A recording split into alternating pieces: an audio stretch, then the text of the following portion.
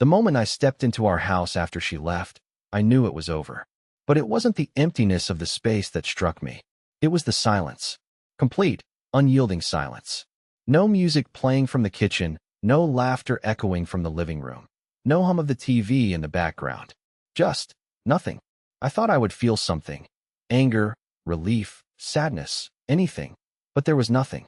I stood there for what felt like hours, staring at the walls, wondering how it had all led to this. How we had ended up here, in this empty shell of a home that once felt like a sanctuary. You're probably wondering, what happened? What went wrong? The truth is, I'm not sure. The truth is, I still don't know. Nola didn't say goodbye in the way I expected. There were no tearful goodbyes, no dramatic confrontations, no explosive arguments or angry words. It wasn't like that at all. In fact, it was almost clinical. She just told me she was leaving. And I let her go. I didn't stop her. But I should have. I should have fought for her. Fought for us. But at the time, I didn't even know what to fight for anymore. We'd been married for 7 years. 7 years of quiet routines, of coasting through life together, and now, it was just me. Alone. The house felt like a cage. No matter how much I moved around, the walls seemed to close in tighter. I had never realized how much space Nola filled. It was the small things that hit me first. The way she always left her shoes by the door, the way she hummed in the shower, the way she would leave little notes on the fridge reminding me to take out the trash. These were the things that haunted me now. These small, insignificant moments that suddenly felt like they had meant everything. I went into our bedroom, where her side of the bed was still perfectly made, as if she'd just left a few minutes ago. The closet was empty. Not a single article of her clothes remained. The dresser drawers were all open, the contents, my things, strewn about in disarray. She had taken everything. But the weird thing? It didn't bother me as much as I thought it would. There was no anger. Just this numbness, like I was watching everything happen from a distance. Maybe it was because, deep down, I knew this was the inevitable conclusion. Maybe I knew it was coming long before she ever packed her bags.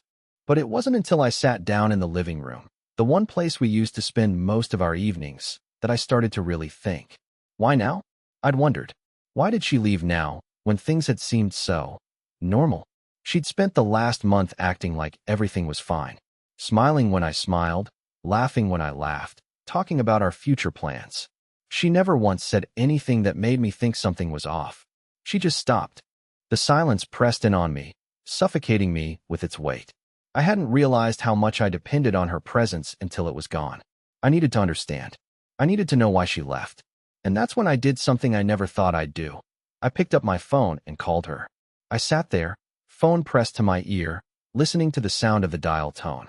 I could feel the tension in my chest, waiting for her to pick up, but in the back of my mind, I already knew she wouldn't. Not after everything that had happened. The call went to voicemail. Her voice, cool and distant, said, "Hey, it's Nola. I'm not here right now, but leave a message and I'll get back to you." I didn't leave a message. What was I supposed to say? "I miss you. Please come back." No, I couldn't say that. Not after everything that had happened. Instead, I hung up and stared at the phone for a long time. I knew I wasn't going to get an answer. Not from her. Not from anyone. But the questions kept coming. Why did she leave? What had changed? What had I missed? I couldn't keep pretending that everything had been fine. I couldn't keep lying to myself that we were okay. Something had happened, something I hadn't noticed. But I would find out. I would find out what happened, no matter what it took. And that was the moment I realized. Nola wasn't the only one who had been living a lie. I had my own secrets. And the more I thought about it, the more I realized that maybe, just maybe, I had been lying to myself all along. I stood up, feeling like a stranger in my own house. It wasn't just the space that had changed, it was me. I wasn't the same person anymore. Something in me had shifted, and I didn't know how to fix it. Or if I even wanted to. I walked out of the house, out into the cool night air, and for the first time in what felt like forever, I felt the weight of the world on my shoulders. This wasn't just a breakup. This was the beginning of something much bigger. A reckoning. And I had no idea where it was going to lead. The next few days were a blur. My mind raced with thoughts of Nola, wondering if she was happy, wondering if she was even thinking about me. I'd come home each evening to an empty house, the silence creeping in, wrapping around me like a suffocating blanket. The quiet was deafening, and I didn't know how to handle it. I didn't know what to do with myself. I tried to keep busy, worked long hours, picked up extra shifts, anything to keep my mind occupied. But it didn't matter. The moment I walked through the door, the weight of the emptiness was there, waiting for me. It followed me everywhere I went. I couldn't escape it. I kept thinking about the way she had left, how she'd packed her things with such cold efficiency. I couldn't help but replay it in my mind over and over again. How had I missed the signs? Had I been so blind that I didn't even notice the small cracks forming in our marriage? The things I thought were trivial, her long hours at work, the late nights out with friends, the sudden detachment, those things had been building up. But I had been too complacent to see it. I kept telling myself it was just a phase, that everything would settle down. But it never did. And then there was the conversation she had with me, just before she left. The one where she told me she didn't love me anymore. Those words echoed in my mind like a constant ringing in my ears. I hadn't been prepared for it. I didn't know what to say, how to respond. Part of me wanted to beg her to stay, to tell her that we could work through whatever had happened, that we could fix it. But I didn't. I just stood there, stunned, as she walked out the door without another word. I had no idea where she was going, or even if I'd ever see her again. For the first time in our marriage, I realized how little I truly knew about her. It was like everything that had seemed so solid, our life, our future, had cracked apart, and I was left standing there, holding pieces that didn't fit together anymore. But it wasn't until a week later, when I found the letter, that everything truly began to unravel. I was cleaning out the drawer where we kept important documents, bank statements, tax returns, old receipts, and that's when I found it. A small envelope, tucked in the back of the drawer. At first, I thought it was just another bill or an old piece of junk mail, but when I saw her handwriting on the front, my heart skipped a beat. It wasn't addressed to me, but to someone named Ben. I froze. Ben? Who was Ben? I knew no one by that name. The name felt foreign, like a piece of a puzzle I wasn't meant to see. I could feel my hands shaking as I turned the envelope over and carefully peeled it open. Inside, there was a single sheet of paper. The writing was short, almost to the point of being clinical. I can't do this anymore. I need to be with him. I've made up my mind. Please don't try to contact me. I stared at the words, trying to process what I was reading. Him. Ben. My stomach twisted into a knot. I couldn't breathe. I couldn't think. It hit me then. The thing I had been afraid of but never allowed myself to believe. She had been seeing someone else. The signs had all been there, but I had been too afraid to face the truth. I didn't know what to do with this new information. Should I confront her? Should I try to track down this Ben person? My mind raced with questions, but I knew one thing for sure. My marriage had never been what I thought it was. Nola hadn't just left because she wasn't happy.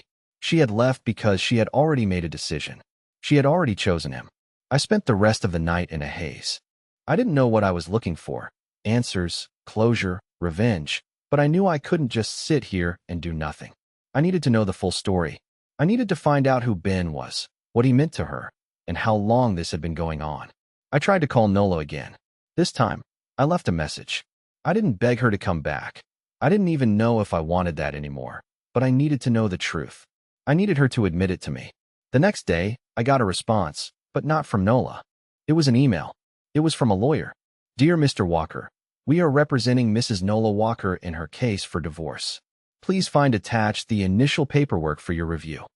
I stared at the email for a long time, the reality of it slowly sinking in. She had already taken the next step. She had already started the process. My whole world felt like it was collapsing around me. The woman I had married, the woman I had trusted with my life, had already moved on. And I was left standing here, trying to pick up the pieces of a life that no longer made sense. But there was still one thing I had to figure out. Who was Ben?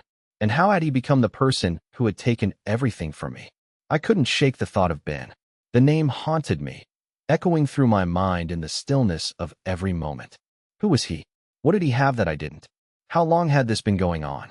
I tried to tell myself it didn't matter. That Nola had made her decision, and that I should respect it, move on, and let her go. But I couldn't. I needed answers. My mind was spinning with more questions than I could keep up with. The lawyer's email had sent me into a frenzy. Divorce papers.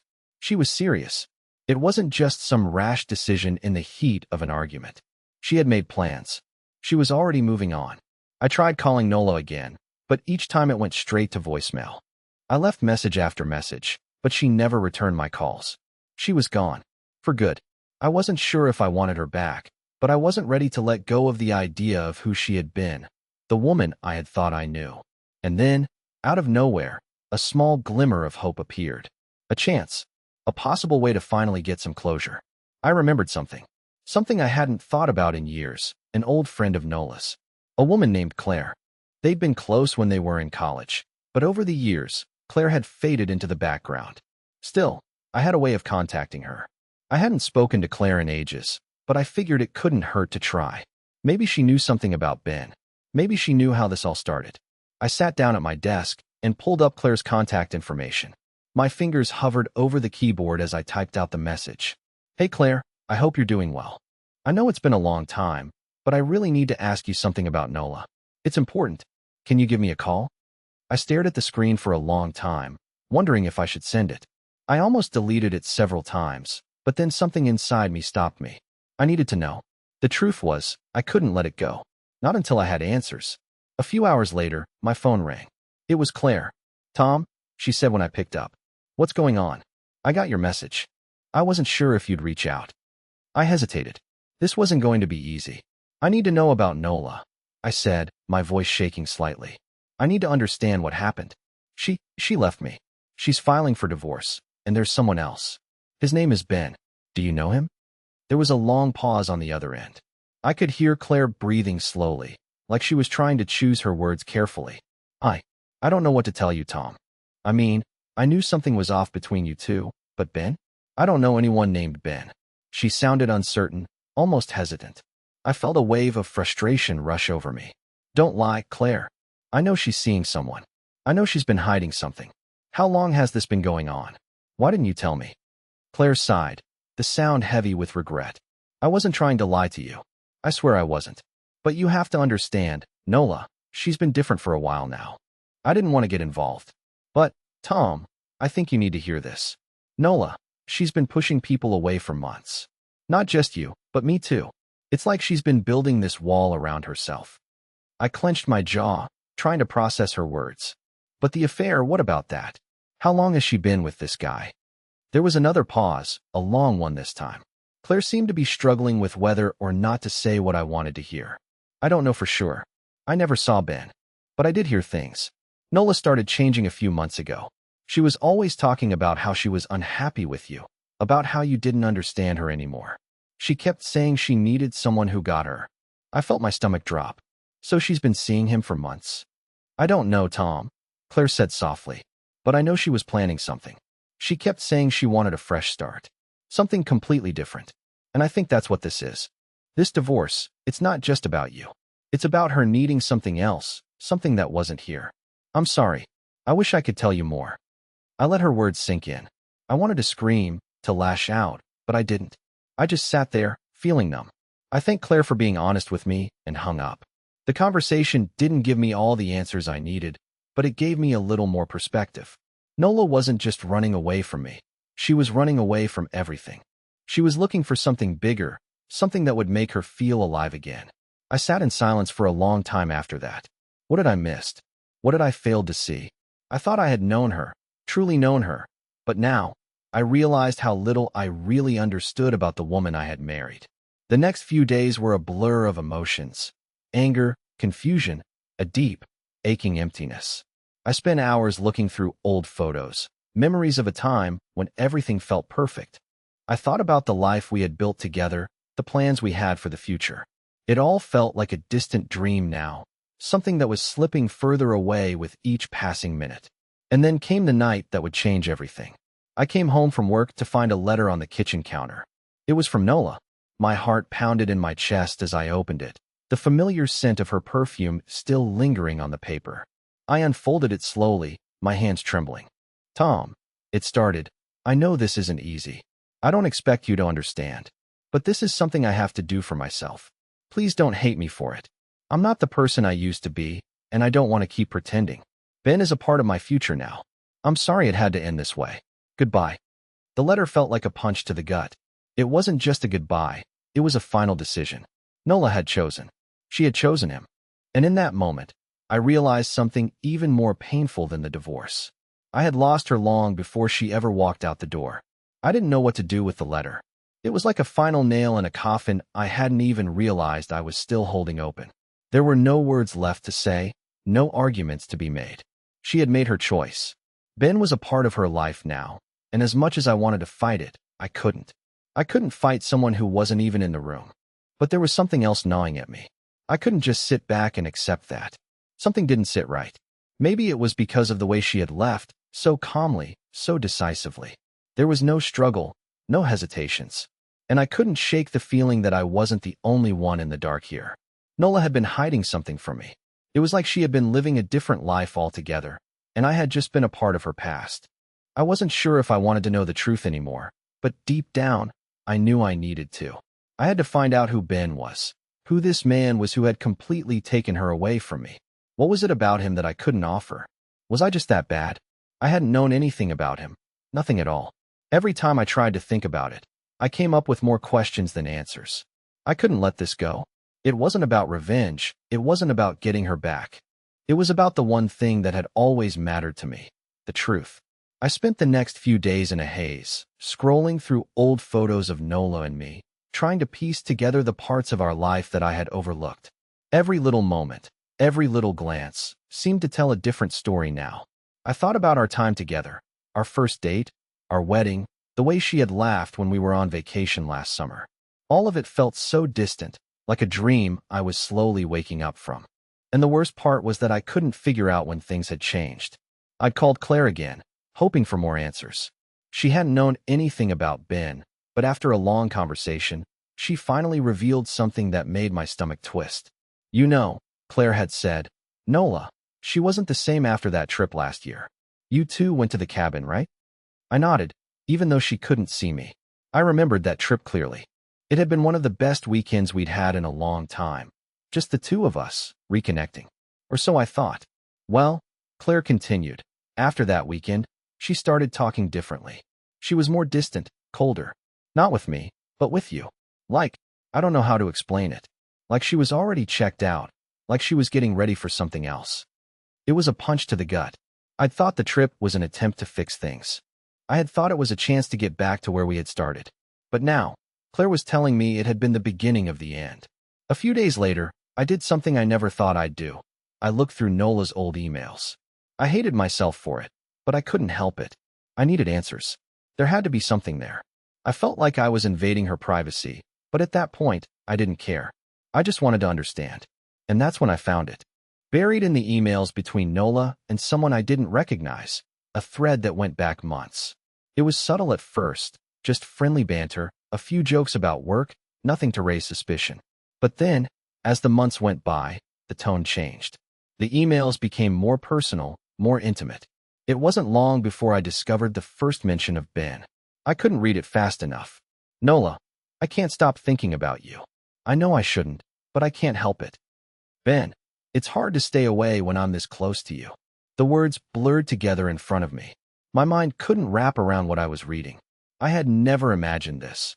Never thought that something like this was even possible. My wife, the woman I had built my life with, was having an affair. And what was worse was that it wasn't some impulsive mistake. It was a full-on relationship, one that had been going on for months behind my back. The more I dug, the more I uncovered. There were mentions of hotel rooms, late-night meetups, and texts about how they couldn't wait to see each other again. It felt like a slap in the face. Nola had been planning this escape, this new life, with Ben, while I had been living in the dark, oblivious to the reality of our marriage. The worst part? The worst part was that I could see myself in those emails too. Not physically, but emotionally. I could see the cracks I had missed. I could see the way Nola had been slowly drifting away, inch by inch. I had been so focused on fixing things, on pretending everything was okay, that I missed all the signs. I couldn't even blame her for what happened. I had let her go, without even realizing it. I slammed the laptop shut and sat back in my chair, my mind reeling. I didn't know what to do next. Do I confront her? Do I find Ben? Do I just walk away and let them have whatever they've built together? My heart told me to fight. My mind told me to let it go. But I wasn't ready to give up. Not yet. The next morning, I got a text. It was from Nola. I think we need to talk. It was short, almost cold. But it was enough to send my heart into a frenzy. She wanted to talk. But what would we even say? I had all the answers now. But what was the point of talking when everything between us had already been torn apart? I stared at the message for a long time, unsure of what my next step should be. The truth had come out. I knew who Ben was. I knew about the affair. And now, I had to figure out what to do with all of it. I was done pretending. I needed closure. And whatever came next, I was going to make sure it was on my terms. When I saw Nola's message, I didn't know how to react. My heart was pounding in my chest, and my hands were shaking as I stared at the screen. I had all the answers now. Answers I had spent weeks searching for. Answers I had been terrified to find. But now that I had them, what was I supposed to do? Was I ready for this conversation? Could I even stand to hear her explain herself? Part of me wanted to ignore it, to let it go and move on. But the other part of me, the part that wanted answers, the part that wanted to confront the reality of what had happened, told me I had to see this through. I couldn't keep hiding from the truth. I took a deep breath, forced myself to steady my hands, and typed out a quick reply. When and where? I stared at the message before sending it, almost waiting for the words to feel like they carried too much weight. But I sent it anyway. The decision was made. She responded almost immediately. I'll come over after work. 7 p.m. I didn't know what to expect, but I knew this would be the hardest conversation I'd ever have.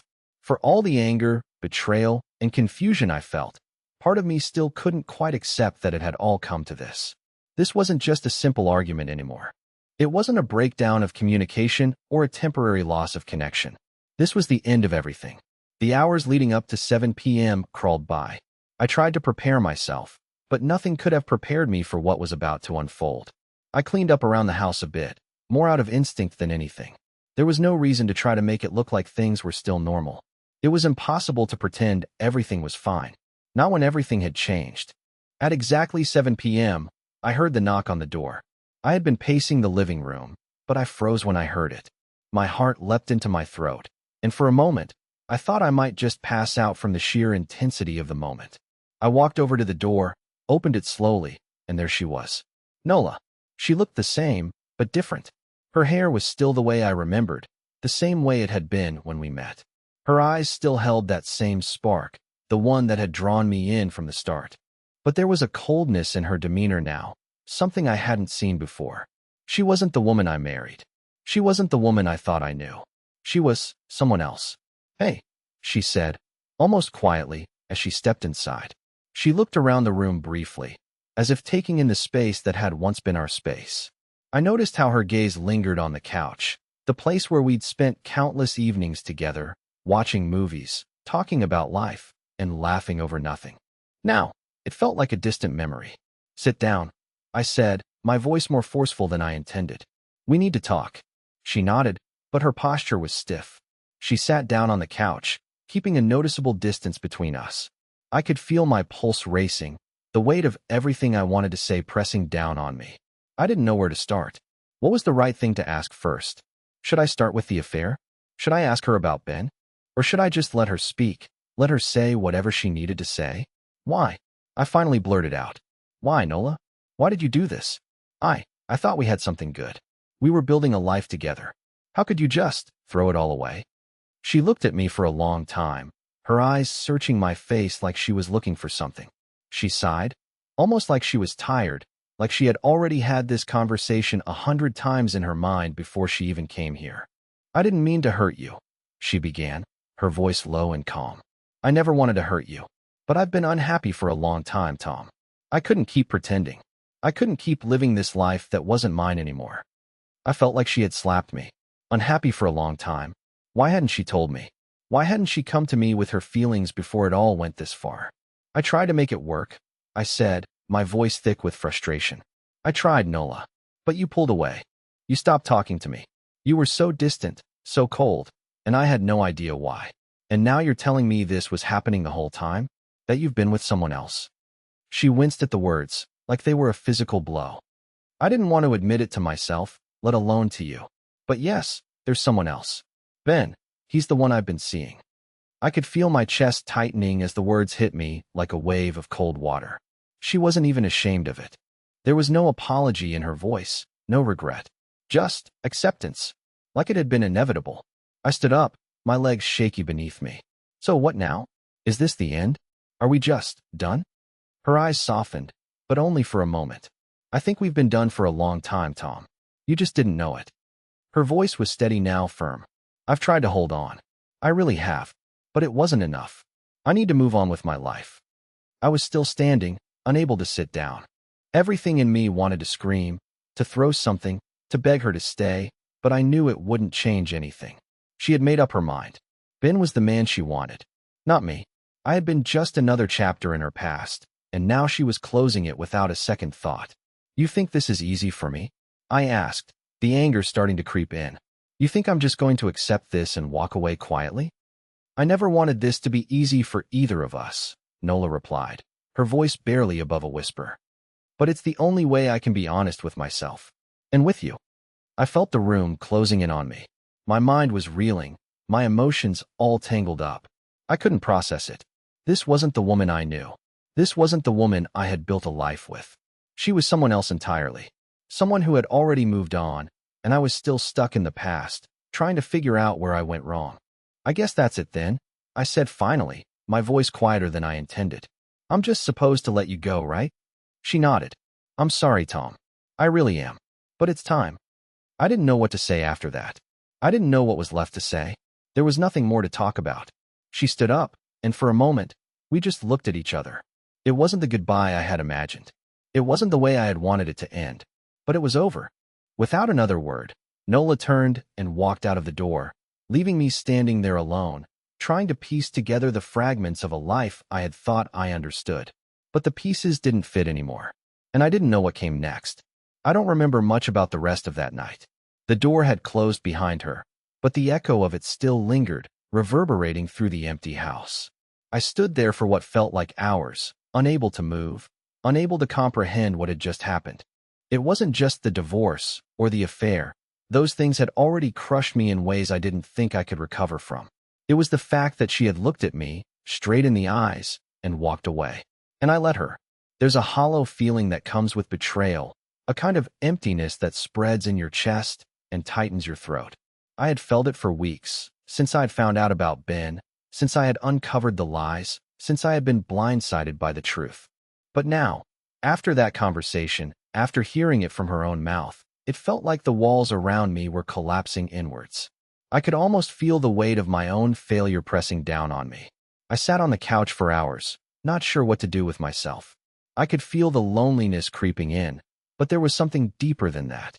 A sense of humiliation, as if everything I had built up over the years was nothing more than a facade, a lie I had been living. I didn't know who I was anymore, and I certainly didn't know who she was. The woman I thought I had known, the woman I thought I had loved, was gone. In her place was a stranger, someone I could never fully understand. I didn't sleep that night. The minutes stretched into hours as I stared at the ceiling, trying to make sense of everything. How had I missed all the signs? How had I failed to see that our marriage had already ended long before she packed her bags? I had spent so much time focusing on the small things, on the surface-level issues.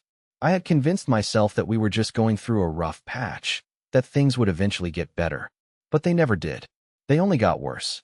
The next day was even worse. I woke up with a headache, the kind that you get when you've cried too much, when the weight of reality settles in and crushes you from the inside out. I didn't want to leave the house. I didn't want to face anyone, especially not her friends, who must have known what was going on long before I did. I felt betrayed by all of them. I went to work, mostly out of habit, but it was like I was moving through life in a haze. My colleagues kept glancing at me, no doubt noticing how different I looked, how much I had changed overnight. I couldn't concentrate on anything. My mind kept drifting back to Nola, to the life we had shared, to the life that no longer existed. At lunch, my phone buzzed. It was another message from Nola. I think we should meet up again. Can we talk? The words hit me like a freight train. After everything, after the way she had left, she wanted to talk again? What more was there to say? What more could she possibly say that would make any of this okay? I debated for a long time. I wanted to scream at her, tell her I never wanted to see her again. But I knew that wasn't the right thing to do. I couldn't just pretend everything was fine. I needed closure, even if it meant facing the woman who had broken my heart. I agreed to meet her later that evening. I didn't know what to expect, but I knew it wouldn't be easy. When we sat down across from each other in the dimly lit cafe, the air between us felt thick with unspoken words. She looked different, not physically, but emotionally. There was a kind of detachment in her eyes, as if she was already 1,000 miles away, emotionally disconnected from everything that had once meant something to both of us. "I didn't think you'd agree to meet," she said softly, breaking the silence. Her voice was calm, almost too calm. "I didn't think I would either," I replied, my voice a little harsher than I intended. "But here we are." She sighed and leaned back in her chair, eyes meeting mine for the first time since she'd left. "I've been thinking a lot about everything, Tom. About what we had. About how things fell apart. I never meant for this to happen, you know. I never meant to hurt you." I almost laughed at the irony. She was sitting across from me, saying all the right words, but it felt like they meant nothing.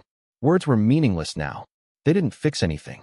They didn't take away the pain, didn't undo the lies. "You should have told me," I said, my voice trembling with anger I couldn't control. "You should have told me before it all went this far. Instead, you lied. You built a life behind my back, and now you're sitting here telling me you didn't mean to hurt me?" "I didn't want to hurt you," she repeated, as though that was supposed to make it all better. "But I was drowning, Tom. I was suffocating in a life that wasn't mine anymore. And I needed to breathe. I needed to be someone else. Ben helped me find that." The name Ben burned in my throat. I had heard it too many times to count. "And now what? Are you going to keep seeing him? Is he the one you want to be with now?" Her eyes flickered with something. Guilt, maybe, or shame. But it was gone in an instant. Yes, I'm with him now. He's the person I want to be with. "I'm sorry, Tom. I really am. But I can't go back to what we had. It's over. And I think you know that too." The finality in her words hit me harder than any punch ever could. She was already gone. She had already moved on, while I was still stuck in the past, still trying to make sense of everything. I couldn't fight it anymore. "I guess that's it then," I whispered. "I guess there's nothing left to say." She nodded, her eyes briefly welling up with tears, but she didn't speak. She didn't need to. The goodbye was already said, even if neither of us wanted to admit it. As I walked away from the cafe that night, I realized something. I wasn't just mourning the loss of Nola. I was mourning the loss of the person I thought I was. My identity, my future, everything I thought I knew about myself, had been taken from me in the span of a few months. And the worst part was that I didn't know how to get any of it back. The weeks that followed felt like a slow burn. Everything seemed to move in slow motion, my days dragging on, one indistinguishable from the next. I kept hoping that something would change, that I would wake up from this nightmare, but nothing did. I was trapped in my own thoughts, haunted by the image of Nola walking away from me that night, and I couldn't escape it. The finality of it all gnawed at me. She had made her choice, and there was nothing left for me to do but accept it. But acceptance didn't come easily. Every time I saw a couple holding hands, every time I heard a love song on the radio, it all felt like a cruel reminder of what I had lost. I wasn't just mourning the end of our marriage. I was mourning the idea of what our future could have been. I had invested so much of myself into us, into the life we were building, and it had all crumbled. And now, I was left to pick up the pieces of a broken version of myself. I tried to distract myself. Work became my refuge, the one place where I could pretend everything was normal. I buried myself in tasks, focusing on the smallest details to keep my mind occupied. But even in the midst of it, my thoughts kept drifting back to her. The way she looked when she told me it was over. The emptiness in her eyes as she walked out the door. I hadn't spoken to her in over a month. Part of me was terrified to face her again, but there was another part of me that needed closure, needed to understand why, needed to hear it from her. The message she had sent that day, the one asking to meet again, lingered in my mind. I had turned it down at the time, unsure if I was ready. But now, more than ever, I knew I needed to see her one last time. The decision to meet again wasn't easy. Every part of me screamed to avoid it, to keep my distance, to protect myself from the pain. But I couldn't. I couldn't keep pretending that I had all the answers. I needed to know if there was any part of her that still cared, any part of her that regretted what she had done, even if it was just for my own peace of mind. So, I sent her a message. "Let's meet tomorrow." I didn't know what to expect, or if I was even prepared for whatever was about to unfold, but I knew that I couldn't leave this chapter of my life unresolved. The next evening, I arrived at the cafe early, my heart beating faster than it should have. I didn't even know if I wanted to see her, but the thought of leaving things hanging between us, of never getting the full truth, was unbearable. The cafe was quiet, the kind of place where the air always smells like fresh coffee, and the background noise is soft enough to feel like a moment of calm in a storm. But I couldn't feel calm. Every step I took felt like I was walking toward my own reckoning. When she walked in, I couldn't breathe. She looked exactly the same. Well, not exactly. There was something different in the way she carried herself. More composed, more confident, like she had found her way without me. She was wearing a soft blue dress, one I used to love on her, and it hit me like a wave. This wasn't just about us anymore. This wasn't just about what happened between me and her. She was different now. She had changed. She smiled weakly when she saw me, but it wasn't the smile I remembered. It wasn't warm. It wasn't full of love or affection. It was distant, professional almost, as if we were two strangers meeting for the first time, and she was just being polite. "Hey," she said softly, her voice so calm that it almost made me sick. "I didn't think you'd agree to meet again, but I'm glad you did." I swallowed hard, the lump in my throat refusing to go away. I had to. I need to understand, Nola. I need to understand what happened, why everything fell apart. She sat down across from me, folding her hands in her lap. For a moment, neither of us spoke. It was like we were both waiting for the other to say something, to open the floodgates. But neither of us knew where to start.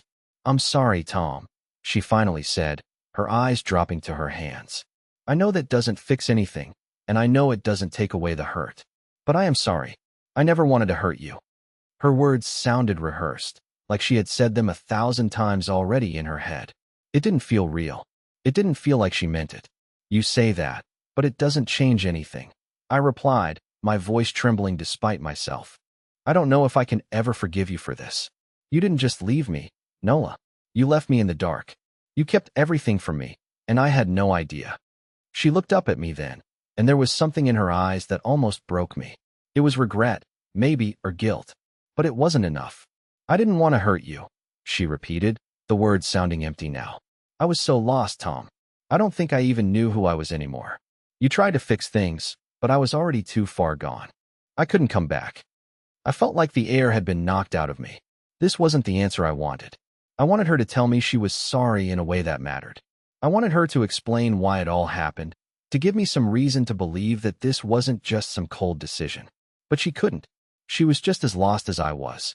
And in the end, that was the worst part of it all. "You didn't have to go this way," I whispered, the tears threatening to fall, but not quite making it. "You didn't have to do it like this." She shook her head, looking almost helpless. I know, but I couldn't do it any other way."